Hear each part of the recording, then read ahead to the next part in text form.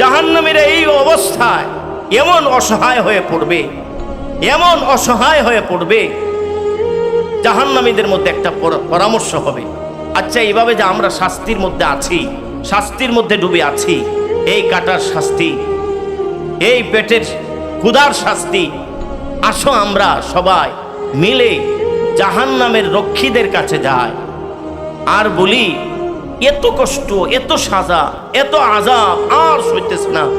জাহান্নামের রক্ষীরা যেন তাদের প্রভুকে বলে একটা দিনের জন্য হলেও আমাদেরকে শাস্তি থেকে মুক্তি দেওয়া হয়। وقال الذين في النار لخزنة جهنم ادعوا ربكم يخفف عنا يوما من العذاب।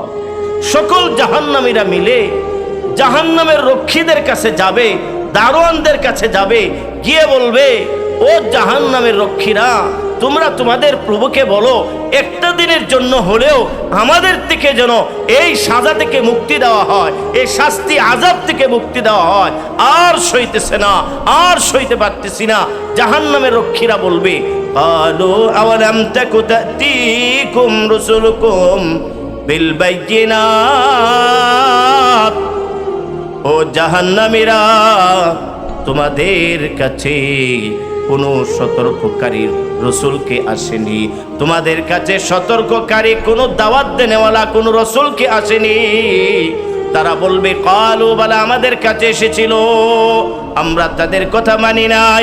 ক্বালু ফাদউ, জাহান্নামের রক্ষীরা জাহান্নামীদেরকে বলবে তাহলে শুধু চিল্লাইতে থাকো, চিল্লাইতে থাকো। ওমা দুআউল কাফিরিনা ইল্লা ফি দালাল, আজকে তোমাদের ডাক কোনো কাজে আসবে না।